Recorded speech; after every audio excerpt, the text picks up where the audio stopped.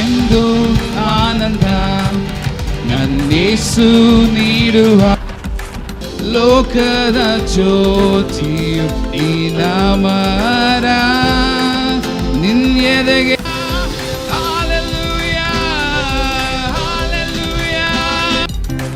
ಯೇಸುವೇ ಸ್ತೋತ್ರ, ನಿಮ್ಮನ್ನೇ ಆರಾಧಿಸ್ತೇವೆ.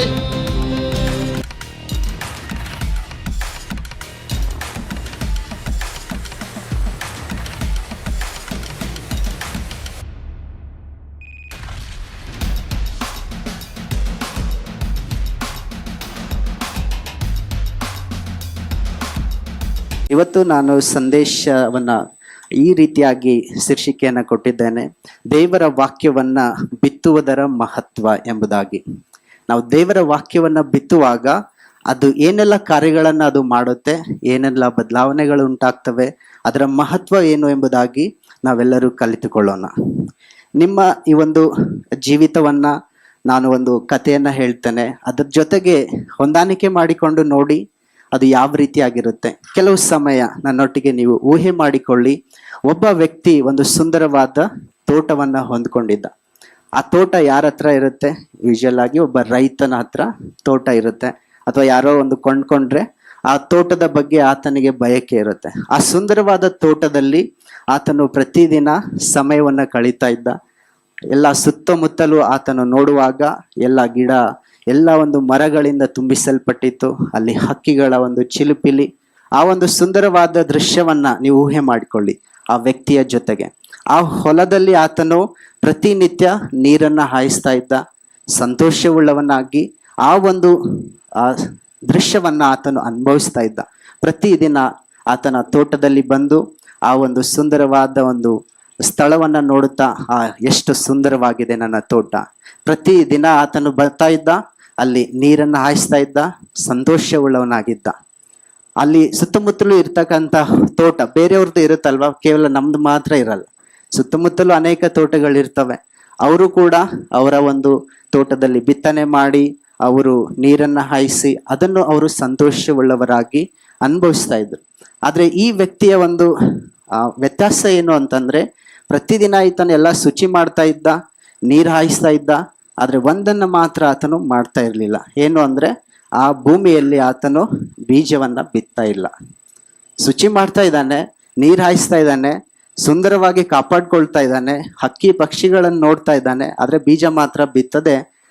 ಎಷ್ಟು ಸುಂದರವಾಗಿದೆ ನನ್ನ ತೋಟ ಎಂಬುದಾಗಿ. ಎಲ್ಲ ಸುತ್ತಮುತ್ತಲಿನ ಜನರು ಆ ಸುಗ್ಗಿಯ ಸಮಯ ಬಂದಾಗ ಅವರು ಎಲ್ಲ ಸುಗ್ಗಿ ಕಾಲದ ಉಪಕರಣಗಳನ್ನ ತೆಗೆದುಕೊಂಡು ಬಂದು ರಾಶಿಯನ್ನ ಮಾಡ್ತಾರೆ. ಆದ್ರೆ ಈ ವ್ಯಕ್ತಿ ಅದಕ್ಕಾಗಿ ಆಸೆ ಪಡ್ತಾ ಇದ್ದಾನೆ, ನಾನು ಕೂಡ ರಾಶಿ ಮಾಡ್ಬೇಕು ಎಂಬುದಾಗಿ. ಆ ಸ್ಥಳದಲ್ಲಿ ಆತನು ಬರ್ತಾನೆ, ಎಲ್ಲರೂ ರಾಶಿ ಮಾಡ್ತಿದ್ದಾರೆ, ಬಟ್ ಈ ವ್ಯಕ್ತಿ ನೋಡ್ತಾ ಇದ್ದಾನೆ. ಆಶ್ಚರ್ಯ ಆಗಿದೆ ಇವನಿಗೆ. ಯಾಕೆ ಆಶ್ಚರ್ಯ ಆಯಿತು? ಈತನಿಗೆ ಬೆಳೆನೇ ಇಲ್ಲ ಅಲ್ವಾ? ಕಾರಣ ಏನು? ಬೀಜವನ್ನೇ ಬಿತ್ತಿಲ್ಲ. ಬೀಜ ಇಲ್ಲ ಅಂದ್ರೆ ಬೆಳೆನೂ ಇಲ್ಲ. ನೋ ಸೀಡ್ ನೋ ಹಾರ್ವೆಸ್ಟ್ ಅಲ್ವಾ? ಅನೇಕ ಬಾರಿ ನಮ್ಮ ಒಂದು ಜೀವಿತಗಳಲ್ಲಿ ವಿಶ್ವಾಸಿಗಳು ಈ ರೀತಿಯಾಗಿ ಬಯಸುವುದುಂಟು. ನನಗೆ ಬಿಡುಗಡೆ ಬೇಕು, ನನಗೆ ಸ್ವಸ್ಥತೆ ಬೇಕು, ನನಗೆ ಜಯ ಬೇಕು, ನಾನು ಯಾವಾಗಲೂ ಸಂತೋಷವುಳ್ಳವನಾಗಿರ್ಬೇಕು ಎಂಬುದಾಗಿ ಬಯಸ್ತೇವೆ. ಆದರೆ ಬೀಜವನ್ನೇ ಬಿತ್ತಿರೋದಿಲ್ಲ. ನಾನು ಯಾಕೆ ಈ ಮಾತುಗಳನ್ನು ಹೇಳ್ತಾ ಇದ್ದೇನೆ ಎಂಬುದಾಗಿ ನಾನು ಒಂದು ವಾಕ್ಯದ ಮೂಲಕವಾಗಿ ನಿಮಗೆ ಹೇಳ್ತೇನೆ. ಇವತ್ತು ಒಂದು ವಾಕ್ಯ ಭಾಗವನ್ನು ನೋಡಿಕೊಳ್ಳೋಣ. ಮಾರ್ಕನು ಬರೆದ ಸುವಾರ್ತೆ 4ನೇ ಅಧ್ಯಾಯ 1ನೇ ವಚನದಿಂದ ನಾವು ಓದಿಕೊಳ್ಳೋಣ. ಆತನು ತಿರುಗಿ ಸಮುದ್ರದ ದಡದಲ್ಲಿ ಉಪದೇಶ ಮಾಡುತ್ತಿದ್ದನು. ಬಹುಜನರು ಆತನ ಬಳಿಗೆ ಕೂಡಿ ಬಂದಿದ್ದರಿಂದ ಆತನು ಸಮುದ್ರದಲ್ಲಿದ್ದ ದೋಣಿ ಹತ್ತಿ ಕೂತುಕೊಂಡನು. ಆ ಜನರೆಲ್ಲರೂ ಸಮುದ್ರದ ಹತ್ತಿರ ನೆಲದ ಮೇಲೆ ಇದ್ದರು. ಆಗ ಆತನು ಅವರಿಗೆ ಸಾಮ್ಯ ರೂಪವಾಗಿ ಅನೇಕ ಸಂಗತಿಗಳನ್ನು ಉಪದೇಶ ಮಾಡಿದನು. ಆ ಉಪದೇಶದಲ್ಲಿ ಅವರಿಗೆ ಹೇಳಿದ್ದೇನೆಂದರೆ, ಕೇಳಿರಿ, ಬಿತ್ತುವವನು ಬಿತ್ತುವುದಕ್ಕೆ ಹೊರಟನು. ಬಿತ್ತುವಾಗ ಕೆಲವು ಬೀಜ ದಾರಿಯ ಮಗ್ಗುಲಲ್ಲಿ ಬಿದ್ದವು. ಹಕ್ಕಿಗಳು ಬಂದು ಅವುಗಳನ್ನು ತಿಂದು ಬಿಟ್ಟವು. ಬೇರೆ ಕೆಲವು ಬೀಜ ಬಹಳ ಮಣ್ಣಿಲ್ಲದ ಬಂಡೆಯ ನೆಲದಲ್ಲಿ ಬಿದ್ದವು. ಅಲ್ಲಿ ಮಣ್ಣು ತೆಳ್ಳಗಿದ್ದರಿಂದ ಅವು ಬೇಗ ಮೊಳೆತವು. ಆದರೆ ಬಿಸಿಲೇರಿದಾಗ ಬಾಡಿ ಬೇರಿಲ್ಲದ ಕಾರಣ ಒಣಗಿ ಹೋದವು.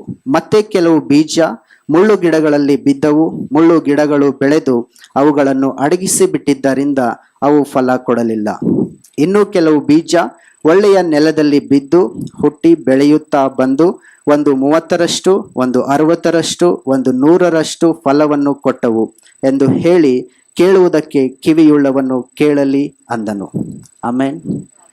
ಈ ಒಂದು ವಚನವನ್ನ ಯೇಸು ಸ್ವಾಮಿ ಅಲ್ಲಿ ಬಂದಿರುವಂತ ಎಲ್ಲ ಜನರಿಗೆ ತಿಳಿಸಿಕೊಡ್ತಾ ಇದ್ದಾರೆ. ಈ ಒಂದು ಬಿತ್ತುವವನ ಸಾಮ್ಯವನ್ನ ಕುರಿತಾಗಿ ಸಾಮ್ಯಗಳನ್ನ ನೋಡುವಾಗ ಯೇಸು ಸ್ವಾಮಿ ಆತನ ಜನರೊಟ್ಟಿಗೆ ಮಾತನಾಡಬೇಕಾದ್ರೆ ಆ ಒಂದು ದೇವರ ರಾಜ್ಯದ ಎಲ್ಲ ಒಂದು ಸತ್ಯವನ್ನ ಆ ಒಂದು ಸಾಮ್ಯಗಳ ಮೂಲಕವಾಗಿ ಪ್ರಕಟಪಡಿಸ್ತಾ ಇದ್ರು. ಆಗ ಅಲ್ಲಿರುವಂತ ಜನರಿಗೆ ಈ ಸಾಮ್ಯ ಅಂದ್ರೆ ಏನು ಅಂದ್ರೆ, ಇದು ಪ್ರತಿದಿನ ನಮ್ಮ ವೈಯಕ್ತಿಕ ಜೀವಿತದಲ್ಲಿ ನಾವು ಕಾಣುವಂತ ದೃಶ್ಯಗಳೇನಿವೆ ಅದರ ಒಂದು ಉದಾಹರಣೆಯ ಮೂಲಕವಾಗಿ ಆತ್ಮಿಕ ಸತ್ಯಗಳನ್ನ ಅಡಗಿಸಿ ಒಂದು ಕಥೆಯನ್ನ ಹೇಳುವಂಥದ್ದು. ಆ ಕಥೆಯ ಮೂಲಕವಾಗಿ ಅವರು ಆಡುವಂತ ಮಾತುಗಳ ಮೂಲಕವಾಗಿ ಸತ್ಯವನ್ನ ಪ್ರಕಟಪಡಿಸುವಂಥದ್ದು. ನಾವು ಮೊದಲಿಗೆ ಅದನ್ನು ಕೇಳಿಸ್ಕೊಳ್ಬೇಕಾದ್ರೆ ಬೀಜ ಬಿತ್ತುವವನು ಎಂಬುದಾಗಿ ನೋಡುವಾಗ ನಮ್ಗೆ ತಲೆಯಲ್ಲಿ ಬರೋದೇನು, ಒಬ್ಬ ರೈತ ಬೀಜ ಬಿತ್ತಕ್ಕೆ ಹೋಗ್ತಾನೆ. ಅವನಿಗೆ ಹೊಲ ಇದೆ ಅಂದಮೇಲೆ ಬೀಜ ಬಿತ್ತಬೇಕು, ಹೊಲಕ್ಕೆ ಹೋಗ್ತಾನೆ ಅಂತ ನಾವು ನಮ್ಮ ಮನಸ್ಸಿಗೆ ಅದೇ ಬರುತ್ತೆ. ಆದ್ರೆ ಆತ್ಮಿಕವಾಗಿ ಯೇಸು ಸ್ವಾಮಿ ಅಲ್ಲಿ ಒಂದು ಸತ್ಯವನ್ನ ಪ್ರಕಟಪಡಿಸ್ತಾ ಇದ್ದಾರೆ. ನೀವು ಮತ್ತಾಯ, ಮಾರ್ಕ, ಲೂಕನು ಬರೆದ ಸುವಾರ್ತೆಯನ್ನ ನೋಡುವುದಾದ್ರೆ ಆತನ ಒಂದು ಸಾಮ್ಯಗಳು ಪ್ರಾರಂಭವಾಗುವುದು ಈ ಒಂದು ಬಿತ್ತುವನ ಕುರಿತಾಗಿ. ಸೊ ಈ ಸಾಮ್ಯ ತುಂಬಾ ಪ್ರಾಮುಖ್ಯವಾಗಿದೆ ಎಂಬುದಾಗಿ ಯೇಸು ಸ್ವಾಮಿ ತಿಳಿಸ್ತಾ ಇದ್ದಾರೆ. ಯೇಸು ಸ್ವಾಮಿ ಅಲ್ಲಿರುವ ಗುಂಪಿನೊಟ್ಟಿಗೆ ಈ ಸಾಮ್ಯವನ್ನ ಹೇಳಿದಾಗ ಅಲ್ಲಿ ಶಿಷ್ಯರು ಯೇಸುವಿಗೆ ಪ್ರಶ್ನೆ ಮಾಡ್ತಾರೆ. ನೀವು ಮುಂದುವರೆದು ಆ ಭಾಗವನ್ನು ನೋಡೋದಾದ್ರೆ, ಯಾಕೆ ಸ್ವಾಮಿ ಇವರಿಗೆ ನೀನು ಸಾಮ್ಯ ರೂಪದಲ್ಲಿ ಮಾತನಾಡ್ತೀಯ ಎಂಬುದಾಗಿ ಕೇಳ್ತಾರೆ. ಆದ್ರೆ ಯೇಸು ಸ್ವಾಮಿ ಏನ್ ಹೇಳ್ತಾರೆ, ಆತನು ಒಬ್ಬನೇ ಇದ್ದಾಗ ಆತನ ಹತ್ತಿರ ಇದ್ದವರು 12 ಮಂದಿ ಶಿಷ್ಯರು ಕೂಡ ಆ ಸಾಮ್ಯಗಳ ವಿಷಯದಲ್ಲಿ ಆತನು ಕೇಳಿದರು. ಆತನು ಅವರಿಗೆ, ದೇವರ ರಾಜ್ಯದ ಗುಟ್ಟು ನಿಮಗೆ ಕೊಟ್ಟಿದೆ, ಹೊರಗಿನವರಿಗೆ ಎಲ್ಲವೂ ಸಾಮ್ಯದ ಮರೆಯಲ್ಲಿದೆ. ದೇವರ ರಾಜ್ಯದ ಗುಟ್ಟು ಯಾರಿಗೆ ಕೊಡಲ್ಪಟ್ಟಿದೆ? ಯೇಸುವಿನ ಶಿಷ್ಯರಿಗೆ ಕೊಡಲ್ಪಟ್ಟಿದೆ. ಕಳೆದ ಒಂದು 2 ಭಾನುವಾರದ ಹಿಂದೆ ನಾವು ಯೇಸುವಿನ ಶಿಷ್ಯರ ಕುರಿತಾಗಿ, ಯೇಸು ಸ್ವಾಮಿ ಶಿಷ್ಯತ್ವದ ಕುರಿತಾಗಿ ಕೆಲವು ಮಾತುಗಳನ್ನ ಹೇಳಿದ್ದನ್ನ ನೆನಪಿಸ್ಕೊಳ್ಳಿ. ನಾವು ಕೂಡ ಆತನ ಶಿಷ್ಯರಾಗಿದ್ದೇವಾ ಇಲ್ವಾ ಎಂಬುದಾಗಿ ಅನೇಕ ಪ್ರಶ್ನೆಗಳ ಆ ಸಮಯದಲ್ಲಿ ಉಂಟಾಯಿತು. ಹೌದೋ ಇಲ್ವೋ? ನಿಜವಾಗ್ಲೂ ನಾವು ಆತನ ಶಿಷ್ಯರಾಗಿದ್ರೆ ಈ ಒಂದು ಪ್ರಕಟಣೆಗಳು ನಮಗೂ ಕೂಡ ಕೊಡಲ್ಪಟ್ಟಿದೆ. ಸೊ ಯಾರೆಲ್ಲ ಆತನ ಶಿಷ್ಯರಾಗಿದ್ದೀರೋ ಅವರಿಗೆ ಈ ದೇವರ ರಾಜ್ಯದ ಗುಟ್ಟು ಕೊಡಲ್ಪಟ್ಟಿದೆ. ಸೊ ಬೇರೆಯವರಿಗೆ ಇದು ಯಾವ ರೀತಿಯಾಗಿದೆ? ಸಾಮ್ಯವಾಗಿ ಒಂದು ಕಥೆಯಾಗಿ ಅಷ್ಟೇ ಕಾಣುತ್ತೆ. ಈ ಒಂದು ಭಾಗದಲ್ಲಿ ನಾವು ಗಮನಿಸಿ ನೋಡ್ಬೇಕಾದ್ರೆ ಏನೆಲ್ಲ ಕಾರ್ಯಗಳು ನಡೀತಾ ಇವೆ ಎಂಬುದಾಗಿ ನೋಡಿಕೊಳ್ಳೋಣ. ಇಲ್ಲಿ ನಾನು ಮೊದಲೇ ಒಂದು ಕತೆ ಹೇಳಿದ್ನಲ್ಲ, ಒಬ್ಬ ವ್ಯಕ್ತಿಗೆ ಸುಂದರವಾದ ತೋಟ ಇತ್ತು.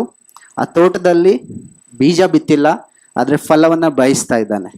ಆ ರೀತಿಯಾಗಿ ನಮ್ಮ ಜೀವಿತಗಳು ಏನಾದ್ರೂ ಇದ್ರೆ, ಸೊ ಇಡೀ ಬೆಳಗಿನ ಸಮಯದಲ್ಲಿ ನಾವು ದೇವರ ಕಡೆಗೆ ತಿರುಗಿಕೊಂಡು, ದೇವ್ರೇ ನನ್ನ ಹೃದಯದಲ್ಲಿ ನಾನು ಬೀಜವನ್ನ ಬಿತ್ತಬೇಕು ಎಂಬುದಾಗಿ. ಬೀಜ ಅಂದ್ರೆ ಏನು? ಸಾಮ್ಯವನ್ನ ದೇವರು ಇಲ್ಲಿ ಶಿಷ್ಯರಿಗೆ ವಿವರಿಸುವಾಗ ಹೇಳ್ತಾರೆ. ನೀವು 14ನೇ ವಚನವನ್ನ ನೋಡೋದಾದ್ರೆ, ಆ ಬಿತ್ತುವವನು ವಾಕ್ಯವೆಂಬ ಬೀಜವನ್ನ ಬಿತ್ತುತ್ತಾನೆ. ಸೊ ಇಲ್ಲಿ ಬೀಜ ಅನ್ನೋದಾದ್ರೆ ಏನು? ದೇವರ ವಚನವೇ ಅದು ಬೀಜವಾಗಿದೆ. ಸೊ ಇದನ್ನ ನಾನು ಸಿದ್ಧ ಮಾಡಿಕೊಳ್ಬೇಕಾದಾಗ ಬೀಜ ಎಂಬುದಾಗಿ ನೋಡುವಾಗ ನನ್ನ ಒಂದು ಸ್ಕೂಲ್ ಡೇಸ್ಗೆ ನಾನು ಹೋದೆ.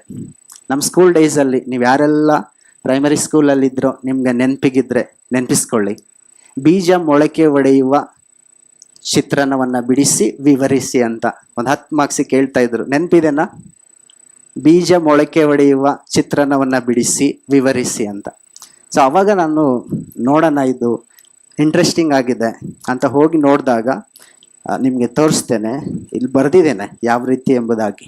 ಕಾಣಿಸುತ್ತಾ ಈ ಚಿತ್ರ? ಅಲ್ಲಿ ನೀವು ನೋಡ್ಬೋದು ಸ್ಕ್ರೀನಲ್ಲಿ. ಈ ಚಿತ್ರ ನೋಡಿ, ಈ ಬೀಜವನ್ನ ಅಲ್ಲಿ ಯಾವ ರೀತಿಯಾಗಿ ಮೊಳಕೆ ಹೊಡಿತಾ ಇದೆ. ಇದು ಸ್ವಾಭಾವಿಕವಾಗಿ ಎಲ್ಲರಿಗೂ ಗೊತ್ತಾಗುತ್ತೆ. ಒಂದು ಬೀಜವನ್ನ ನಾವು ಭೂಮಿಯಲ್ಲಿ ಬಿತ್ತಿದಾಗ ಆ ಬೀಜ ಏನಾಗುತ್ತೆ? ಮೊಳಕೆ ಹೊಡೆಯುತ್ತೆ. ಮೊಳಕೆ ಹೊಡೆದು ಆ ಮೊಳಕೆ ಬೇರಾಗುತ್ತೆ. ಆ ಬೇರಿನ ಮೂಲಕವಾಗಿ ಅವೆಲ್ಲ ಪೋಷಕಾಂಶಗಳನ್ನ ಹೀರ್ಕೊಳ್ಳಿಕ್ಕೆ ಅದು ಸಹಾಯ ಮಾಡುತ್ತೆ. ಆಮೇಲೆ ಅದು ಮೇಲ್ಗಡೆ ಬಂದು ಎಲೆಗಳಾಗಿ ಅದು ದ್ವಿತೀಯ ಸಂಶ್ಲೇಷಣೆ ಕ್ರಿಯೆ ಬರೋವರೆಗೂ ಆ ಒಂದು ಎನರ್ಜಿಯನ್ನ ಆ ಬೀಜದಿಂದಲೇ ಪಡೆದುಕೊಳ್ತಾ ಇರುತ್ತೆ. ಆ ಶಕ್ತಿ ಎಲ್ಲಿಂದ ಬರ್ತಾ ಇರುತ್ತೆ ಗಿಡಕ್ಕೆ ಅಂದ್ರೆ ಆ ಬೀಜದಲ್ಲೇ ಇರುತ್ತೆ. ಬೀಜ ಎಷ್ಟು ಗಟ್ಟಿಯಾಗಿರುತ್ತೋ ಅಷ್ಟು ಬಲವಾಗಿ ಅದು ಮೊಳಕೆ ಒಡೆಯುತ್ತೆ, ಫಲವನ್ನ ಕೊಡುವಂಥದ್ದಾಗಿದೆ. ಈ ಒಂದು ಕೃಷಿ ವಿಶ್ವವಿದ್ಯಾಲಯದ ಒಂದು ವೆಬ್ಸೈಟ್ಗೆ ಹೋಗಿ ಈ ಬೀಜಗಳ ಕುರಿತು ನಾನು ನೋಡ್ತಾ ಇದ್ದೆ. ನನ್ನ ವೈಫ್ಗೂ ಕಳಿಸಿದ್ದೇನೆ ಆ ಲಿಂಕು. ಅದರಲ್ಲಿ ನಾವು ನೋಡ್ತಾ ಇರ್ಬೇಕಾದ್ರೆ ಈ ಬೀಜಗಳು ಮೊಳಕೆ ಹೊಡಿಬೇಕು ಅಂತಂದ್ರೆ ಅದಕ್ಕೆ ಒಂದು ವಾತಾವರಣ ಇರಬೇಕು. ಸುಮ್ಮನೆ ಅದು ಬಂದ್ಬಿಡಲ್ಲ. ಅಲ್ಲಿ ನೀರಿನ ಒಂದು ಸಾಂದ್ರತೆ ಇರ್ಬೋದು, ಆರ್ದ್ರತೆ ಅಂತ ಕರಿತೇವೆ, ಮತ್ತು ಮಾಯಿಶ್ಚರ್ ಕಂಟೆಂಟ್, ಅಲ್ಲಿ ಟೆಂಪರೇಚರ್ ಒಂದು 20 to 30 degree Celsius temperature maintain ಆಗಿರಬೇಕು. ಮತ್ತೆ ಅದರಲ್ಲಿ ಆಮ್ಲಜನಕದ ಒಂದು ಕಂಟಿನ್ಯೂಸ್ ಸಪ್ಲೈ ಇರಬೇಕು. ಈ ಎಲ್ಲ ಒಂದು ಅಂಶಗಳು ಅಲ್ಲಿ ಇರೋದಾದ್ರೆ ಆ ಬೀಜ ಮೊಳಕೆ ಹೊಡೆಯುವಂಥದ್ದು. ಸಾಮಾನ್ಯವಾಗಿ ಇದು ನಮ್ಮ ಒಂದು ಪುಸ್ತಕಗಳಲ್ಲಿ ನಾವು ಕಲಿತೇವೆ.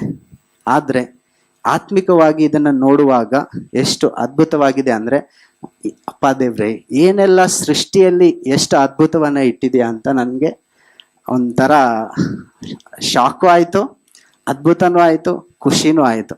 ಯಾಕೆ ಅಂತಂದ್ರೆ ಈ ಬೀಜ ಬಿತ್ತಿದ ತಕ್ಷಣನೇ ಗಿಡ ಆಗಿ ಬೆಳಿಲಿಲ್ಲ. ಪ್ರಿಯರೇ, ನಾವು ಸ್ವಲ್ಪ ಅರ್ಥ ಮಾಡ್ಕೊಳ್ಬೇಕು ದೇವ್ರು ಯಾಕೆ ಸಾಮ್ಯ ರೂಪವಾಗಿ ಅಲ್ಲಿ ಜನರೊಟ್ಟಿಗೆ ಮಾತನಾಡ್ತಾ ಇದ್ರು ಎಂಬುದಾಗಿ. ಅವರು ತಮ್ಮ ಒಂದು ವ್ಯವಸ್ಥೆಯನ್ನ ಅವರು ಯೋಚನೆ ಮಾಡ್ತಿದ್ರೆ ಹೊರತು ದೇವರು ಯಾವ ವಿಷಯದವಾಗಿ ತಿಳಿಸ್ತಾ ಇದ್ದಾರೆ ಎಂಬುದಾಗಿ ಅವರು ಯೋಚಿಸ್ತಾ ಇರಲಿಲ್ಲ. ಆತ್ಮಿಕವಾಗಿ ನಮ್ಮ ಜೀವಿತದಲ್ಲೂ ಕೂಡ ದೇವರೆಂಬ ವಾಕ್ಯವನ್ನ ನಮ್ಮ ಜೀವಿತದಲ್ಲಿ ಅಳವಡಿಸಿಕೊಳ್ಳುವಾಗ ಇಮ್ಮಿಡಿಯೇಟ್ ಆಗಿ ಎಲ್ಲವೂ ಆಗಲ್ಲ. ಕೆಲವೊಮ್ಮೆ ತಾಳ್ಮೆಯಿಂದ ಆ ಒಂದು ಸಮಯ ಇದೆ. ಬೀಜ ಬಿತ್ತಿದ ಮೇಲೆ ಒಂದು 2-3 ದಿವಸ ಆದ್ಮೇಲೆ ಸ್ವಲ್ಪ ಮೊಳಕೆ ಬರುತ್ತೆ. ಇನ್ನೊಂದು 2-3 ದಿವಸ ಆದ್ಮೇಲೆ ಬೇರ್ಗಳು ಬಿಟ್ಕೊಳ್ಳುತ್ತೆ. ಇನ್ನೂ 2-3 ದಿವಸ ಆದ್ಮೇಲೆ ಮೇಲೆ ಬರುತ್ತೆ. ಇನ್ನೂ 2-3 ದಿವಸ ಆದ್ಮೇಲೆ ಎಲೆಗಳು ಬರಕ್ ಸ್ಟಾರ್ಟ್ ಆಗುತ್ತೆ. ಇದು ಒಂದೇ ದಿನದಲ್ಲಿ ಆಗುವ ಕಾರ್ಯವಲ್ಲ. ಸೊ ಹಾಗಾಗಿ ನಮ್ಮ ಜೀವಿತದಲ್ಲಿ ದೇವರ ವಚನವು ಕೂಡ ಹಾಗೆ, ಅದು ಕಾರ್ಯ ಮಾಡಬೇಕು ಅಂದ್ರೆ ಸಮಯ ಹಿಡಿಯುತ್ತೆ. ಆದ್ರೆ ಇಲ್ಲಿ ಬಿತ್ತುವವನ ಬೀಜದ ಕುರಿತು ದೇವ್ರು ಯಾವ ರೀತಿಯಾಗಿ ಹೇಳಿದ್ರು ಅದನ್ನ ನಾವು ನೋಡಿಕೊಳ್ಳೋದಕ್ಕಿಂತ ಮುಂಚೆ ಇನ್ನೊಂದು ಇಂಟ್ರೆಸ್ಟಿಂಗ್ ವಿಷಯ ಆ ಒಂದು ಓದ್ತಾ ಇರ್ಬೇಕಾದ್ರೆ ಕಂಡುಕೊಳ್ಳಿದ್ದೇನಂದ್ರೆ, ಈ ಬೀಜ ಬಿತ್ತುವ ಮೊದಲು ಅದು ಮೊಳಕೆ ಹೊಡಿಬೇಕಲ್ವಾ, ಅದು ಏನೆಲ್ಲ ಒಂದು ಪ್ರೊಸೆಸ್ ಅಲ್ಲಿ ಹಾದು ಹೋಗುತ್ತೆ ಅಂತ ಅವರು ಚೆಕ್ ಮಾಡ್ತಾರೆ ಸೈಂಟಿಸ್ಟ್ಗಳು. ಅದು ಚೆಕ್ ಮಾಡ್ಬೇಕಾದ್ರೆ ಮೊದಲನೇ ವಿಧಾನ ಏನು ಅಂತಂದ್ರೆ, ಈ ಒಂದು ಬೀಜ ಇದು ಮೊಳಕೆ ಹೊಡಿಲಿಕ್ಕೆ ಯೋಗ್ಯವಾಗಿ ಇದೆಯೋ ಇಲ್ವೋ ಅಂತ ಚೆಕ್ ಮಾಡೋದಕ್ಕೆ ಅವ್ರು ಮೊದಲನೇ ಪ್ರೊಸೆಸ್ ಏನ್ ಯೂಸ್ ಮಾಡ್ತಾರೆ ಅಂದ್ರೆ ನೀರಿನ ತೇಲುವಿಕೆ ಪರೀಕ್ಷೆ ಅಂತ. ನೀರಿನ ತೇಲುವಿಕೆ ಪರೀಕ್ಷೆ ಅಂದ್ರೆ ಎಲ್ಲಾ ಬೀಜಗಳನ್ನ ಒಂದು ಪಾತ್ರೆಯಲ್ಲಿ ಹಾಕ್ತಾರೆ. ಆ ಪಾತ್ರೆಯಲ್ಲಿ ಹಾಕಿದ ಬೀಜಗಳು ನೀರನ್ನ ಅಬ್ಸರ್ವ್ ಮಾಡಿ ಒಂದ್ ವೇಳೆ ಮುಳುಗಿದ್ರೆ ಆ ಬೀಜ ಫಲವತ್ತಾಗಿದೆ, ಇದು ಮೊಳಕೆ ಹೊಡೆಯುತ್ತೆ ಎಂಬುದಾಗಿ. ಯಾವೆಲ್ಲ ತೇಲಾಡ್ತಾವೋ ಅದು ಮೊಳಕೆ ಹೊಡೆಯೆಲ್ಲ ತೆಗೆದು ಹಾಕ್ಬೇಕು. ಇದನ್ನ ಓದ್ತಾ ಇರ್ಬೇಕಾದ್ರೆ ಒಂದು ತಲೆಗೆ ಹಂಗೆ ಒಂದು ಆಲೋಚನೆ, ನಾವೆಲ್ಲರೂ ಯೇಸು ಸ್ವಾಮಿನ ರಕ್ಷಣೆಯನ್ನ ಹೊಂದ್ಕೊಂಡಿದ್ದೇವೆ. ನಾವು ಮೊದಲನೇ ಕಾರ್ಯ ಮಾಡ್ತಾ ಇರೋದೇನು, ನೀರಿನ ದೀಕ್ಷಾ ಸ್ನಾನ. ಸೊ ನಾವು ಕೂಡ ನೀರಲ್ಲಿ ಮುಳುಗ್ತೇವೆ. ಸೊ ಯಾರೆಲ್ಲ ನೀರಿನ ದೀಕ್ಷಾ ಸ್ನಾನ ತೆಗೆದುಕೊಂಡಿದ್ದೀರೋ ನಿಮ್ಮ ಜೀವಿತದಲ್ಲಿ ನೀವು ಮೊಳಕೆ ಹೊಡೆಯೋದು ಖಂಡಿತ. ಒಂದು ವೇಳೆ ತೇಲಾಡುತ್ತಾ ಹೋದ್ರೆ ಮೊಳಕೆ ಹೊಡೆಯಲಿಕ್ಕೆ ಸಾಧ್ಯವಿಲ್ಲ. ಸೊ ನಾವು ಒಂದು ಫಲವತ್ತಾದ ಬೀಜವಾಗಬೇಕು. ಆ ಬೀಜ ಆಲ್ರೆಡಿ ದೇವರು ನಮ್ಗೆ ಕೊಟ್ಟಿದ್ದಾರೆ, ಕ್ರಿಸ್ತೇಸುವಿನ ಮೂಲಕವಾಗಿ, ಆತನ ವಚನದ ಮೂಲಕವಾಗಿ ಕೊಟ್ಟಿದ್ದಾರೆ. ಸೊ ಎರಡನೇ ಒಂದು ಪರೀಕ್ಷೆ ಏನು ಅಂದ್ರೆ ದೃಶ್ಯ ಪರೀಕ್ಷೆ ಮಾಡ್ತಾರೆ. ಆ ಬೀಜ ನೋಡ್ಲಿಕ್ಕೆ ಎಲ್ಲವೂ ಒಂದೇ ಕಲರ್ಸ್ ಇರುತ್ತೆ, ಒಂದೇ ಕಲರ್ ಇರುತ್ತೆ, ಮತ್ತೆ ಅದು ನಯವಾಗಿ ಆರೋಗ್ಯಕರವಾದ ಬೀಜಗಳಿರ್ತವೆ, ನೋಡ್ಲಿಕ್ಕೆ ಸುಂದರವಾಗಿರುತ್ತೆ. ಹಂಗೆ ನಮ್ಮನ್ನು ಕೂಡ ನೋಡ್ಬೇಕಾದ್ರೆ ಯೇಸು ಸ್ವಾಮಿ ಯಾವ ರೀತಿ ನೋಡಕ್ ಇಷ್ಟಪಡ್ತಾರಂದ್ರೆ ಪರಿಶುದ್ಧರಾಗಿರ್ಬೇಕು ಎಂಬುದಾಗಿ. ಸೊ ಅದನ್ನ ನೋಡುವಾಗ ಎಷ್ಟು ಕನೆಕ್ಷನ್ ಇದೆಯಲ್ಲ ಅಂತ ಒಂದು ಆಶ್ಚರ್ಯ ಆಯಿತು ನನಗೆ. ಆಮೇಲೆ ಮೂರನೇದು ನೋಡೋದಾದ್ರೆ ಸ್ಥಿರತೆ ಬಗ್ಗೆ ನೋಡ್ತಾರೆ. ಒಂದು ಬೀಜ ಅದು ಸ್ಪರ್ಶಕ್ಕೆ ದೃಢವಾಗಿರ್ಬೇಕು, ಯಾವುದೇ ಸುಕ್ಕು ಗಟ್ಟಿರಬಾರ್ದು ಅಂತ. ಯಾವ್ದು ಗಟ್ಟಿಯಾಗಿರುತ್ತೋ ಆ ಬೀಜ ಮೊಳಕೆ ಹೊಡೆಯುವಂಥದ್ದು. ಹಾಗೆ ನಮ್ಮ ನಂಬಿಕೆಯಲ್ಲಿ ನಾವು ಸ್ಥಿರವಾಗಿ ನಿಲ್ಲುವುದಾದ್ರೆ ನಾವು ಕೂಡ ಆಶೀರ್ವಾದದಾಯಕವಾಗಿರ್ತೇವೆ ಎಂಬುದಾಗಿ. ಆಮೇಲೆ ಸಂಗ್ರಹ ದಿನಾಂಕವನ್ನ ಗಮನಿಸ್ತಾರೆ ಅವರು, ಈ ಬೀಜ ಯಾವಾಗಿನಿಂದ ಸಂಗ್ರಹ ಮಾಡಿದ್ರು ಎಂಬುದಾಗಿ. ಆಗ ಆ ಸಂಗ್ರಹದ ದಿನಾಂಕ ಏನ್ ಸೂಚನೆ ಮಾಡುತ್ತೆ ಅಂದ್ರೆ ಪ್ರತಿದಿನ ಅದು ಹೊಸದಾಗಿ ಸಂಗ್ರಹಿಸಲ್ಪಟ್ರೆ ಮಾತ್ರ ಅದು ಮೊಳಕೆ ಹೊಡಿಲಿಕ್ಕೆ ಯೋಗ್ಯವಾಗಿರುತ್ತೆ ಅಂತ. ಹಾಗೆ ಪ್ರತಿದಿನ ನಾವು ವಾಕ್ಯ ಭಾಗದಲ್ಲಿ ಬಲವನ್ನ ಹೊಂದ್ಕೊಳ್ಬೇಕೆಂಬುದಾಗಿ ದೇವರು ಬಯಸ್ತಾರೆ. ಮನ್ನವನ್ನ ಪ್ರತಿದಿನ ದೇವರು ಅವರಿಗೆ ಕೊಡ್ತಾ ಇದ್ರು ಅಲ್ವಾ? ಪ್ರತಿದಿನ ಏನು ಕೊಡ್ತಾ ಇದ್ರು? ಬಲವನ್ನ ಹೊಂದ್ಕೊಳ್ಳಿಕ್ಕೆ. ಆ ರೀತಿಯಾಗಿ ಇದನ್ನ ನೋಡುವಾಗ ಎಷ್ಟು ಅದ್ಭುತವಾಗಿದೆ ದೇವರ ಸೃಷ್ಟಿ ಅಂತ ಅನ್ನಿಸ್ತು. ಸೊ ಈಗ ನಾವು ಆ ವಾಕ್ಯ ಭಾಗದಲ್ಲಿ ನೋಡೋಣ, ಈ ಬೀಜವನ್ನ ಬಿತ್ತುವುದರಿಂದ ಏನೆಲ್ಲ ಪರಿಣಾಮಗಳಾಗ್ತವೆ. ಇಲ್ಲಿ 4ನೇ ವಚನವನ್ನ ನಾವು ನೋಡೋಣ. ಬಿತ್ತುವಾಗ ಕೆಲವು ಬೀಜ ದಾರಿಯ ಮಗ್ಗುಲಲ್ಲಿ ಬಿದ್ದವು, ಹಕ್ಕಿಗಳು ಬಂದು ಅವುಗಳನ್ನ ತಿಂದು ಬಿಟ್ಟವು ಎಂಬುದಾಗಿ. ಇಲ್ಲಿ ನಾವು ಮೊದಲನೇ ಅಂಶ ನೋಡೋದಾದ್ರೆ, ಆ ಒಂದು ರೈತನು ಬೀಜವನ್ನ ಬಿತ್ತಬೇಕಾದ್ರೆ ಈಗಿನ ತರ ಅವರು ಟ್ರ್ಯಾಕ್ಟರ್ಸ್ ಅಲ್ಲಿ ಹಾಕ್ತಾ ಇಲ್ಲ. ಮೊದ್ಲೆಲ್ಲ ಏನ್ ಮಾಡ್ತಾ ಇದ್ರು, ಒಂದು ಕಂಕಳ ಬಟ್ಟೆಯನ್ನ ಕಟ್ಕೊಂಡು ಬೀಜ ಹಾಕಿ ಬೀಸಾಕ್ತಾ ಇದ್ರು. ಬೀಸಾಕ್ಬೇಕಾದ್ರೆ ಆ ಒಂದು ದಾರಿ ಇರುತ್ತೆ, ಎಲ್ಲ ಜನರು ನಡೆದಾಡುವಂತ ದಾರಿ. ಆ ದಾರಿಯ ಮೇಲೂ ಕೂಡ ಕೆಲವೊಮ್ಮೆ ಬೀಜ ಬಿದ್ದಾಗ ಅಲ್ಲಿ ಹಕ್ಕಿಗಳು ಬಂದು ಬೀಜವನ್ನ ತಿಂತವೆ. ಸೊ ಇಲ್ಲಿ ನಾವು ಗಮನಿಸಬೇಕಾಗಿರೋದೇನಂದ್ರೆ, ಯೇಸು ಸ್ವಾಮಿ ಈ ಒಂದು ಹಕ್ಕಿಯನ್ನ ಸೈತಾನನಿಗೆ ಹೋಲಿಸಿದ್ದಾರೆ.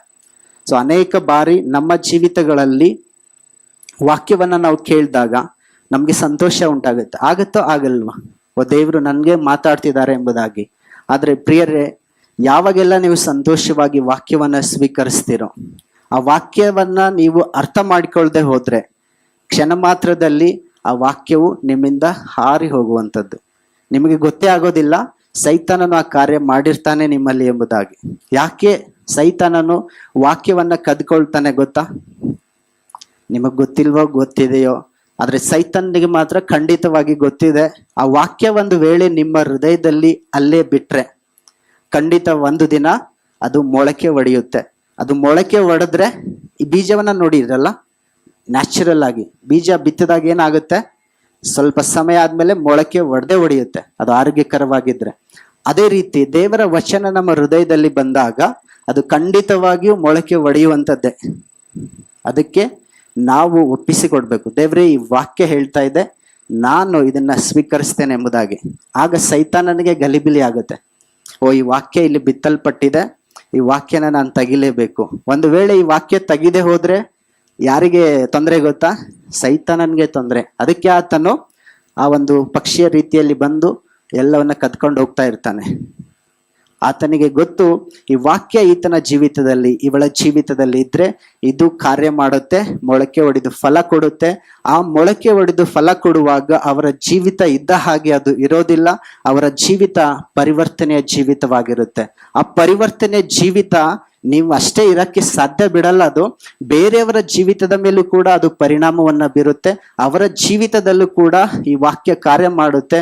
ದೇವರ ರಾಜ್ಯ ಎಲ್ಲ ಕಡೆಗೂ ಹರಡಲ್ಪಡುತ್ತೆ ಅನ್ನೋ ಒಂದೇ ಕಾರಣಕ್ಕೆ ಸೈತಾನನು ಆವಾಗ ಆ ವಾಕ್ಯವನ್ನ ಕದೀತಾನೆ. ಆತನಿಗೂ ಒಂದು ಸೈನ್ಯ ಇದೆ ಅಲ್ವಾ, ಸೈತಾನನಿಗೂ ಒಂದು ಸೈನ್ಯ ಇದೆ. ಆತನ ಸೈನ್ಯಗೆ ಏನು ಹೇಳ್ತಾನೆ ಅವನು ಅಂದ್ರೆ, ನೀವು ಯಾರೆಲ್ಲ ವಾಕ್ಯ ಕೇಳಿಸ್ಕೊಳ್ತಿದಾರೋ, ಯಾರ ಹೃದಯದಲ್ಲಿ ಇದು ಬಿತ್ತಲ್ಪಡ್ತಾ ಇದೆಯೋ ಆ ವಾಕ್ಯವನ್ನ ಕದೀರಿ ಎಂಬುದಾಗಿ. ಸೈತಾನನು ಎಲ್ಲ ಕಡೆಗೂ ಇರಕ್ಕೆ ಸಾಧ್ಯನೇ ಇಲ್ಲ. ದೇವರು ಮಾತ್ರ ಸರ್ವಂತರ್ಯಾಮಿ, ಆತನು ಎಲ್ಲ ಕಡೆಗೂ ಇರುವ ದೇವರು. ಆದ್ರೆ ಸೈತಾನನಿಗೆ ಎಲ್ಲ ಕಡೆಗೂ ಇರಕ್ಕಾಗಲ್ಲ. ಅದಕ್ಕೆ ದೇವರ ವಚನವನ್ನ ನಾವು ನಮ್ಮ ಹೃದಯದಲ್ಲಿ ಅದನ್ನ ಗಟ್ಟಿಯಾಗಿ ಹಿಡಿದು ಪೋಷಿಸಿದರೆ ಅದು ಫಲವನ್ನ ಕೊಡುವಂಥದ್ದು, ಅದು ಅನೇಕ ಜನರಿಗೆ ಆಶೀರ್ವಾದದಾಯಕವಾಗಿರುವಂಥದ್ದು. ಒಂದು ವೇಳೆ ಆ ವಾಕ್ಯವನ್ನ ನೀವು ಅರ್ಥ ಮಾಡಿಕೊಳ್ಳದೆ ಹೋದ್ರೆ ಸೈತಾನನು ಬಂದು ಆ ವಾಕ್ಯವನ್ನ ಕದಿಯುವಂತವನಾಗಿದ್ದಾನೆ. ಸೊ ಮುಂದುವರಿದ್ದು ನಾವು ಇದರ ಬಗ್ಗೆ ಸ್ವಲ್ಪ ತಿಳಿದುಕೊಳ್ಳೋದಾದ್ರೆ, ಕೆಲವೊಮ್ಮೆ ನೀವು ಪ್ರಾರ್ಥಿಸ್ತಾ ಇರ್ಬೋದು, ನಮಗೆ ಹೊಟ್ಟೆ ನೋವಾಗಿದೆ, ದೇವ್ರೆ ನಿನ್ನ ವಾಕ್ಯ ಹೇಳುತ್ತೆ ನೀನು ಆರೋಗ್ಯದಾಯಕನು ಎಂಬುದಾಗಿ, ನಾನು ಯೇಸುವಿನ ನಾಮದಲ್ಲಿ ಇದು ಈಗಲೇ ಸ್ವಸ್ಥವಾಗ್ಲಿ ಎಂಬುದಾಗಿ ಪ್ರಾರ್ಥಿಸ್ತಾ ಇರ್ಬೋದು. ನೆಕ್ಸ್ಟ್ ಡೇ ಆ ಪೇನ್ ಇನ್ನೂ ಜಾಸ್ತಿ ಆಗಿರುತ್ತೆ. ಆಮೇಲೆ ಇನ್ನೂ ಅನೇಕ ಸಮಸ್ಯೆಗಳು ಉಂಟಾಗ್ಬೋದು. ಆಗ ನಿಮ್ಮ ಮನಸ್ಸೇನಾಗುತ್ತೆ, ಆ ಬಿತ್ತಲ್ಪಟ್ಟ ಬೀಜದ ಮೇಲೆ ಇರಲ್ಲ, ಆ ಹೊಟ್ಟೆ ನೋವು ಮೇಲಿರುತ್ತೆ, ಅಥವಾ ಇನ್ನು ಬೇರೆ ನೋವುಗಳ ಮೇಲಿರುತ್ತೆ. ಆಗ ನೀವೇನ್ ಮಾಡ್ತೀರಾ, ಆ ವಚನದ ಮೇಲೆ ಪ್ರಾರ್ಥನೆ ಮಾಡೋದನ್ನ ಬಿಟ್ಟು ಸೈತಾನನ ಒಂದು ನೋವಿನ ಮೇಲೆನೆ ಯೋಚನೆ ಇದ್ದಾಗ ನಿಮ್ಮಲ್ಲಿರುವಂತ ವಾಕ್ಯ ಅದು ಕದಿಯಲ್ಪಡುತ್ತೆ. ಆಗ ನಾವು ಸೋಲಲ್ಪಡ್ತೇವೆ. ಆ ಬೀಜ ನಮ್ಮಲ್ಲಿ ಮೊಳಕೆ ಒಡೆಯಲಿಕ್ಕೆ ಆಗೋದಿಲ್ಲ. ಕಾರಣ ಏನು ಅಂದ್ರೆ, ನಮ್ಮ ಎಲ್ಲಾ ಗಮನ ಆ ರೋಗದ ಮೇಲೆ, ಆ ನೋವಿನ ಮೇಲೆ ಇರೋದ್ರಿಂದ ಆ ಕಾರ್ಯವನ್ನ ನಾವು ಅನುಭವಿಸ್ಲಿಕ್ಕೆ ಆಗಲ್ಲ. ಅನೇಕ ಜನರು ನೀವು ಸ್ವಸ್ಥತೆಗಾಗಿ ಪ್ರಾರ್ಥಿಸ್ತಾ ಇದ್ದೀರಾ, ಯೇಸುವಿನ ಬಾಸುಂಡೆಗಳಿಂದ ನಾನು ಸ್ವಸ್ಥನಾದೆನು ಎಂಬುದಾಗಿ ವಾಕ್ಯವನ್ನ ಹಿಡಿದು ಪ್ರಾರ್ಥಿಸ್ತಾ ಇದ್ದೀರಾ. ಅದನ್ನ ಮುಂದುವರೆದು ಪ್ರಾರ್ಥಿಸಿರಿ. ಖಂಡಿತವಾಗಿಯೂ ಆ ಬಿತ್ತಲ್ಪಟ್ಟಂತ ದೇವರ ವಚನ ನಿಮ್ಮಲ್ಲಿ ಕಾರ್ಯ ಮಾಡುವಂತದ್ದಾಗಿದೆ. ಒಂದು ವೇಳೆ ನೀವು ಅದನ್ನ ಬಿಟ್ರೆ ಸೈತಾನನು ಕದ್ಕೊಂಡು ಹೋಗ್ತಾನೆ. ಈ ಆಲೋಚನೆಗಳೇನ್ ಬರುತ್ತಲ್ಲ, ಆ ಸಮಯದಲ್ಲಿ ಸೈತಾನನು ಈಸಿಯಾಗಿ ವಾಕ್ಯನ ತೆಗೆದುಕೊಂಡು ಹೋಗ್ತಾನೆ. ಅಂದ್ರೆ ಬೀಜ ಬಿತ್ತಲ್ಪಟ್ಟಿದೆಯಲ್ಲ, ಅಲ್ಲಿ ತೆಗೆದುಕೊಂಡು ಹೋಗ್ಬಿಟ್ರೆ ಅಲ್ಲಿ ಬೆಳೆ ಬರೋದೇ ಇಲ್ಲ. ಸೊ ಆ ಕೆಲಸ ಸೈತಾನನು ಆಗಾಗ ಮಾಡ್ತಾ ಇರ್ತಾನೆ. ಎರಡನೇ ವಿಷಯ 5 ಮತ್ತು 6ನೇ ವಚನದಲ್ಲಿ ನಾವು ನೋಡೋದಾದ್ರೆ, ಬೇರೆ ಕೆಲವು ಬೀಜ ಬಹಳ ಮಣ್ಣಿಲ್ಲದ ಬಂಡೆಯ ನೆಲದಲ್ಲಿ ಬಿದ್ದವು. ಅಲ್ಲಿ ಮಣ್ಣು ತೆಳ್ಳಗಿದ್ದರಿಂದ ಅವು ಬೇಗ ಮೊಳೆತವು, ಆದರೆ ಬಿಸಿಲೇರಿದಾಗ ಬಾಡಿ ಬೇರಿಲ್ಲದ ಕಾರಣ ಒಣಗಿ ಹೋದವು. ಈ ಬಂಡೆಯ ಕಲ್ಲು ಏನಿರುತ್ತೆ, ಅಲ್ಲಿ ತೆಳುವಾದ ಪದರಿರುತ್ತೆ. ಬೀಜ ಅಲ್ಲಿ ಬಿತ್ತಲ್ಪಟ್ಟಾಗ ಸ್ವಲ್ಪ ಮೊಳಕೆ ಹೊಡೆದು ಅದು ಬಿಸಿಲೇರಿದಾಗ ಅದು ಅಲ್ಲೇ ನಾಶವಾಗುತ್ತೆ. ಅನೇಕ ಬಾರಿ ನಮ್ಮ ಜೀವಿತಗಳಲ್ಲಿ ಹೇಗೆ ಆಗಿರುತ್ತೆ ಅಂದ್ರೆ, ವಚನವನ್ನ ಏನೋ ಕೇಳ್ತೇವೆ, ಆ ಸಮಯದಲ್ಲಿ ಸಂತೋಷವಾಗುತ್ತೆ, ಜೀವನದಲ್ಲಿ ಸಂಕಟಗಳು, ಕಷ್ಟಗಳು, ಅನೇಕ ರೋಗಗಳು, ಹಣಕಾಸಿನ ಒಂದು ತೊಂದರೆ ಉಂಟಾದಾಗ ಎಲ್ಲವನ್ನು ಬಿಟ್ಬಿಡ್ತೇವೆ. ನಮ್ಮ ಗಮನ ಯಾವಾಗಲೂ ಆ ಸಮಸ್ಯೆಗಳ ಮೇಲೆ ಇರುತ್ತೆ, ಹಣಕಾಸಿನ ಮೇಲೆ ಇರುತ್ತೆ, ತೊಂದರೆ ಮೇಲೇನೆ ಇರೋದ್ರಿಂದ ಈ ದೇವರ ವಚನ ನಮ್ಮಲ್ಲಿ ಕಾರ್ಯನೇ ಮಾಡಲ್ಲ. ಆಗ ಸೈತಾನನಿಗೆ ತುಂಬಾ ಈಸಿ, ಪಟ್ಟನ್ ತಗೊಂಡು ಹೋಗ್ಬಿಡ್ತಾನೆ, ಬೀಜನೇ ಇಲ್ವಲ್ಲ ಅಲ್ಲಿ. ಸೊ ಹಾಗಾಗಿ ಈ ಒಂದು ಎರಡನೇ ವಿಷಯ ಏನು ಅಂದ್ರೆ, ವಾಕ್ಯದ ನಿಮಿತ್ತವಾಗಿ ನಮ್ಗೆ ಸಂಕಟವಾಗ್ಲಿ ಹಿಂಸೆ ಆಗ್ಲಿ ಬಂದ್ರೆ ಅದು ಬೇಗ ನಾವು ಎಡೆ ಬೀಳ್ತೇವೆ. ಅದಕ್ಕೆ ಯೇಸು ಸ್ವಾಮಿ ಹೇಳಿದ್ರು, ಭಯ ಪಡ್ಬೇಡ್ರಿ, ಈ ಲೋಕದಲ್ಲಿ ನಿಮ್ಗೆ ಸಂಕಟಗಳುಂಟು, ಭಯ ಪಡ್ಬೇಡಿ. ಸಂಕಟಗಳಿದ್ರೂ ಕೂಡ ಅದನ್ನ ನಾನು ಜಯಿಸಿದ್ದೇನೆ, ಆ ಜಯಿಸಿದ ಬಲವನ್ನ ನಾನು ನಿಮ್ಗೆ ಕೊಡ್ತೇನೆ ಎಂಬುದಾಗಿ ಯೇಸು ಸ್ವಾಮಿ ಹೇಳಿಲ್ವಾ? ಅದನ್ನ ನಾವು ಗಟ್ಟಿಯಾಗಿ ಹಿಡ್ಕೊಂಡು ಈ ಸಂಕಟಗಳ ಮಧ್ಯದಲ್ಲೂ ದೇವರೇ ನಾನು ಈ ವಾಕ್ಯವನ್ನ ಗಟ್ಟಿಯಾಗಿ ಪೋಷಿಸ್ತೇನೆ, ಇದು ನನ್ನ ಜೀವಿತದಲ್ಲಿ ಕಾರ್ಯ ಮಾಡಲಿ ಎಂಬುದಾಗಿ ಇರುವಾಗ ಮಾತ್ರ ನಾವು ಆ ಒಂದು ಫಲವನ್ನ ಕಾಣಲಿಕ್ಕೆ ಸಾಧ್ಯವಾಗುವಂಥದ್ದು. ಸೊ ಈ ಒಂದು ಸಮಯದಲ್ಲಿ ನಾವು ಇನ್ನೊಂದು ವಚನವನ್ನ, ಅದ್ರ ಮುಂದಿನ ಭಾಗವನ್ನ ನೋಡೋದಾದ್ರೆ, 3ನೇ ಅಂಶ ಲೋಕದ ಒಂದು ಚಿಂತೆಗಳು, ಪ್ರಪಂಚದ ಚಿಂತೆಗಳು. 18 ಮತ್ತು 19ನೇ ವಚನದಲ್ಲಿ ನೋಡುವಾಗ ಅಲ್ಲಿ ಇನ್ನೂ ಕೆಲವರು ವಾಕ್ಯವನ್ನ ಕೇಳಿದಾಗ್ಯೂ ಪ್ರಪಂಚದ ಚಿಂತೆಗಳು, ಐಶ್ವರ್ಯದಿಂದ ಉಂಟಾಗುವ ಮೋಸವು, ಇತರ ವಿಷಯಗಳ ಮೇಲಿನ ಆಶೆಗಳು ಒಳಗೆ ಸೇರಿ ಆ ವಾಕ್ಯವನ್ನು ಅಡಗಿಸಿ ಬಿಡುವುದರಿಂದ ಫಲವನ್ನು ಕೊಡದೇ ಇರುತ್ತಾರೆ. ಇವರೇ ಮುಳ್ಳು ಗಿಡಗಳಲ್ಲಿ ಬೀಜ ಬಿದ್ದ ನೆಲವಾಗಿರುವರು. ಕೆಲವೊಮ್ಮೆ ಏನಾಗುತ್ತೆ, ಬೀಜ ಬಿತ್ತಿದ ತಕ್ಷಣ ಸೈತಾನನು ತೆಗೆದುಕೊಂಡು ಹೋಗ್ತಾನೆ. ಆಮೇಲೆ ನೀವು ಮತ್ತೆ ಬೀಜ ಅದು ಬಿತ್ತಲ್ಪಟ್ಟಾಗ ಬಂಡೆ ಕಲ್ ಮೇಲೆ ಇರುತ್ತೆ, ಬಿಸಿಲೇರಿದಾಗ ಅಂದ್ರೆ ಕಷ್ಟ ಸಂಕಟಗಳು ಬಂದಾಗ ವಾಕ್ಯ ಅದು ನಮ್ಮಿಂದ ತೆಗೆಯಲ್ಪಡುವಂಥದ್ದು. ಈಗ 3ನೇದಾಗಿ ನೋಡೋದಾದ್ರೆ, ಪ್ರಪಂಚದ ಚಿಂತೆಗಳು, ಯಾವಾಗಲೂ ಆಲೋಚನೆಗಳಿರ್ತವೆ. ಆ ಒಂದು ಯಾವುದೇ ಆಲೋಚನೆಗಳು ನಿಮ್ಮನ್ನ ಕಾಡ್ತಾ ಇದ್ರೆ, ನೀವು ಅನೇಕ ಬಾರಿ ನನ್ನ ಮುಂದಿನ ಜೀವಿತ ಏನು, ಭವಿಷ್ಯ ಹೇಗಿರುತ್ತೆ, ಮನೆಯ ಎಲ್ಲ ಒಂದು ಪರಿಸ್ಥಿತಿ ಏನು, ಇನ್ನೂ ನಾನು ಸ್ವಸ್ಥವಾಗಿಲ್ವಲ್ಲ, ಅನೇಕ ಒಂದು ಆಲೋಚನೆಗಳು ನಿಮ್ಮಲ್ಲಿ ಕಾಡುವಾಗ ಭಯ, ಆತಂಕ ಇವೆಲ್ಲ ಉಂಟಾಗುವಂಥದ್ದು. ಇವೆಲ್ಲ ಉಂಟಾದಾಗ ಏನಾಗುತ್ತೆ, ನಿಮ್ಮಲ್ಲಿರುವಂಥ ವಾಕ್ಯ ಕದಿಯಲ್ಪಡುತ್ತೆ. ಸೊ ಅದಕ್ಕಾಗಿ ನಾವು ಯಾವಾಗಲೂ ಚಿಂತೆ ಮಾಡಬಾರ್ದು. ಸೊ ದೇವರ ವಚನ ಹೇಳುತ್ತೆ, ನಿಮ್ಮ ಚಿಂತಾ ಭಾರವನ್ನ ದೇವರ ಮೇಲೆ ಹಾಕ್ರಿ ಎಂಬುದಾಗಿ. ಏನಕ್ಕೆ ಆ ವಚನ ಹೇಳುತ್ತೆ? ನಾವು ಯಾವಾಗಲೂ ಚಿಂತೆ ಮಾಡ್ತಾ ಇದ್ರೆ ಚಿಂತೆ 0 ತೆಗೆದ್ಬಿಟ್ರೆ ಚಿತ್ತೆ ಆಗ್ಬಿಡುತ್ತೆ. ಚಿಂತೆ ಮಾಡ್ತಾ ಎಲ್ಲಿ ಹೋಗುತ್ತೆ, ಅದು ಚಿತೆಗೆ ಹೋಗ್ಬಿಡುತ್ತೆ. ಸೊ ಅದಕ್ಕಾಗಿ ಚಿಂತೆ ಮಾಡಬೇಡಿ ಅಂತ ದೇವ್ರು ಹೇಳೋದು. ಭಯ ಪಡಬೇಡ್ರಿ, ನಾನೇ ನಿಮ್ಮೊಂದಿಗೆ ಇದ್ದೇನೆ ಎಂಬುದಾಗಿ ದೇವ್ರು ಏನಕ್ಕೆ ಹೇಳ್ತಾ ಇರೋದು? ನಾವು ಭಯ ಬೀಳ್ತೇವೆ, ಅದಕ್ಕೆ ದೇವ್ರು ಹೇಳ್ತಿರೋದು ಭಯ ಪಡಬೇಡಿ, ಚಿಂತೆ ಮಾಡಬೇಡಿ.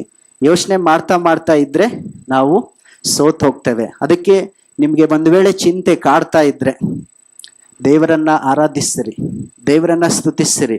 ಸುಮ್ಮನೆ ನೀವು ಆರಾಧನೆ ಮಾಡೋದಾದ್ರೆ ಸೈತಾನನಿಗೆ ಏನೂ ಆಗಲ್ಲ.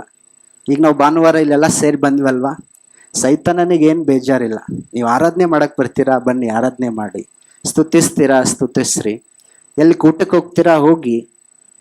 ಮೂಮೆಂಟ್ ಯಾವಾಗ ವಾಕ್ಯ ನಿಮ್ಮಲ್ಲಿ ಇದ್ದು ಆರಾಧಿಸ್ತಿರೋ ಸೈತಾನನಿಗೆ ಭಯ.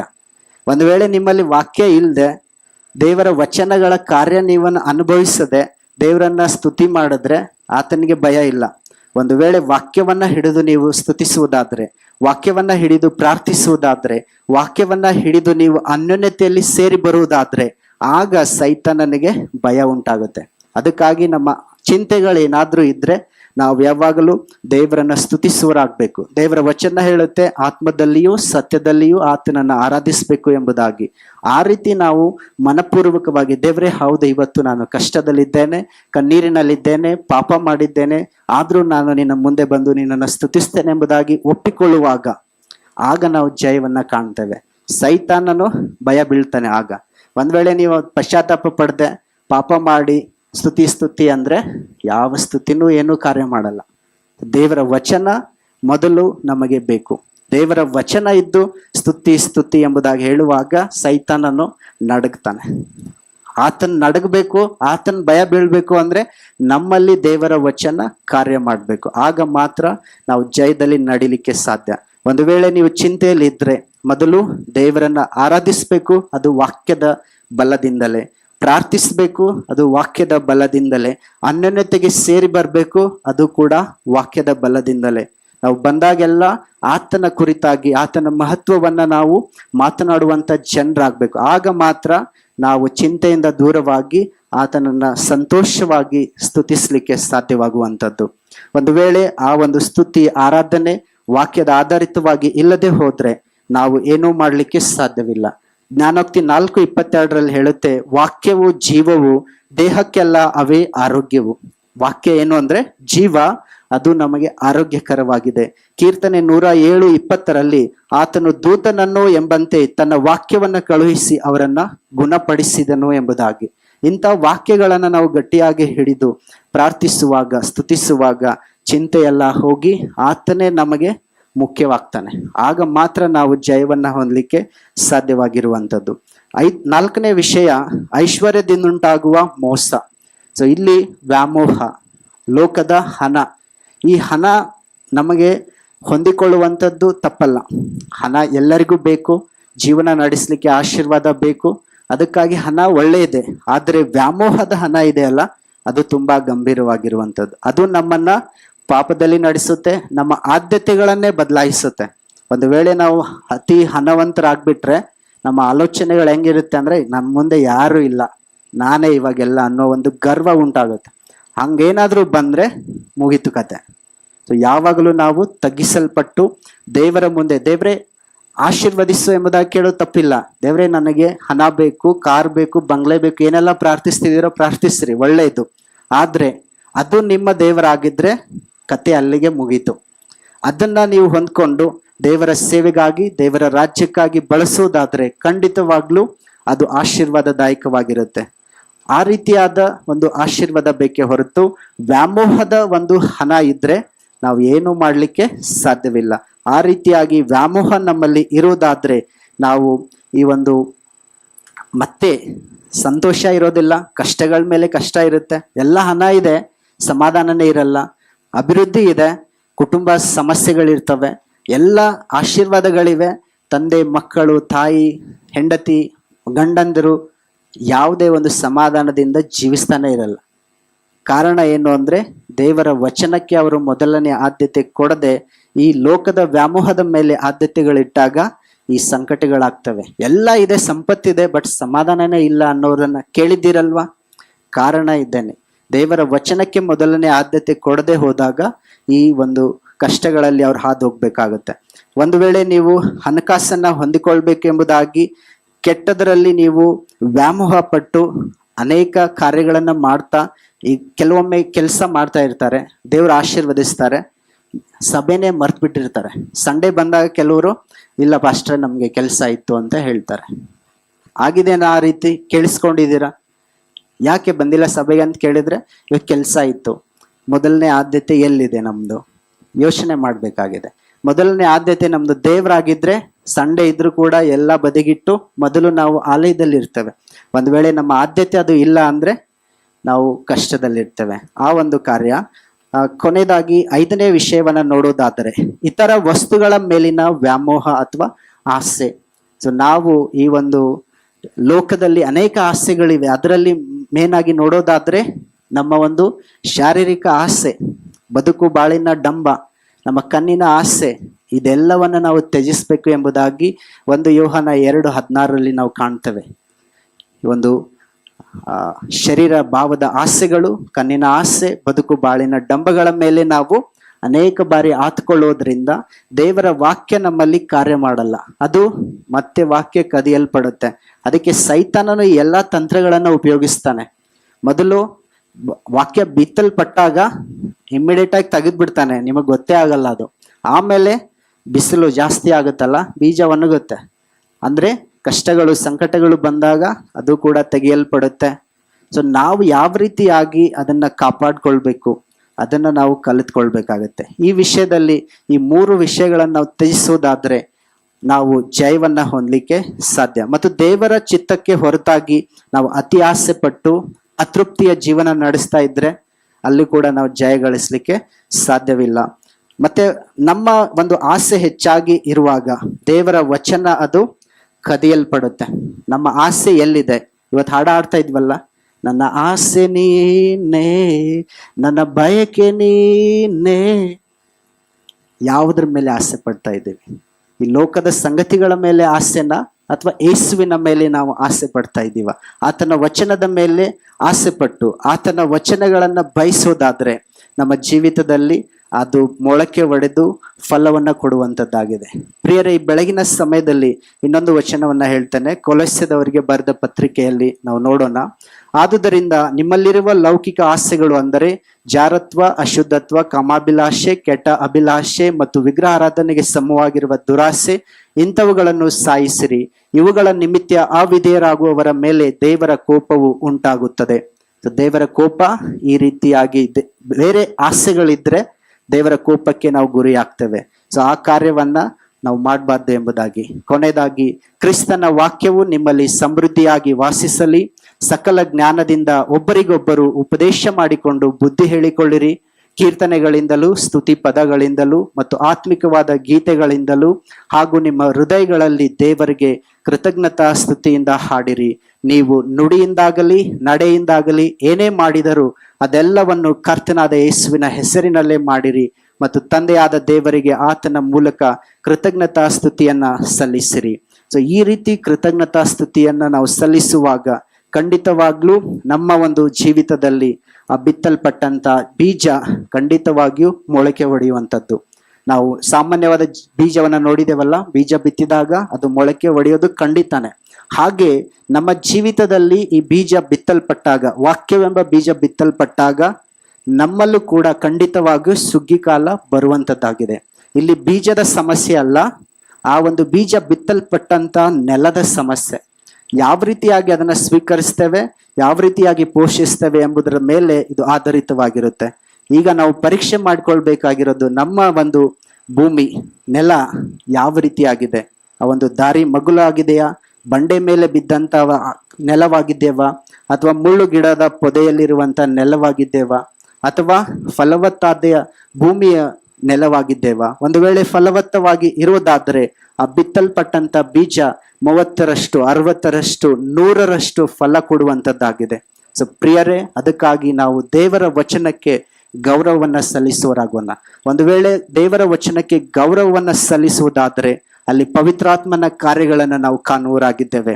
ಆದಿಕಾಂಡದಲ್ಲಿ ನಾವು ನೋಡ್ತೇವೆ, ದೇವರು ಈ ಸೃಷ್ಟಿಯನ್ನ ಮಾಡುವಾಗ ಆ ಒಂದು ಭೂಮಿ ಆಕಾರವಿಲ್ಲದೆ ಬರಿದಾಗಿಯೂ ಇತ್ತು. ಆ ಸಮಯದಲ್ಲಿ ಪವಿತ್ರಾತ್ಮನು ಅಲ್ಲಿ ಚಲಿಸುವಾಗ ದೇವರು ಹೇಳಿದ್ರು, ಇಲ್ಲಿ ಬೆಳಕು ಉಂಟಾಗಲಿ ಎಂಬುದಾಗಿ. ಅಲ್ಲಿ ಬೆಳಕು ಉಂಟಾಯಿತು. ಆತನು ಹೇಳಿದ್ದು ದೇವರ ವಚನದಿಂದ. ಬೀಜ ಬಿತ್ತಲ್ಪಟ್ಟಾಗ ಅದ್ಭುತ ಕಾರ್ಯಗಳನ್ನು ನಾವು ಕಾಣ್ತೇವೆ. ಆ ರೀತಿಯಾಗಿ ನಮ್ಮ ಜೀವಿತಗಳಲ್ಲಿ ದೇವರ ವಚನಕ್ಕೆ ನಾವು ಗೌರವಿಸೋಣ, ದೇವರ ವಚನದಲ್ಲಿ ನಾವು ಬೆಳೆಯೋರಾಗೋಣ. ನಿಮ್ಮ ಯಾವುದೇ ಸಮಸ್ಯೆಗಳ ಬಗ್ಗೆ ತಲೆ ಕೆಡಿಸ್ಕೋಬೇಡಿ. ದೇವರ ವಚನದಿಂದ ತುಂಬಿಸಲ್ಪಟ್ಟಾಗ ಅದರ ಆಶೀರ್ವಾದವನ್ನ ಹೇರಳವಾಗಿ ಪಡೆದುಕೊಂಡು ಫಲಭರಿತವಾಗಿರ್ಲಿಕ್ಕೆ ದೇವರು ಸಹಾಯ ಮಾಡಲಿ.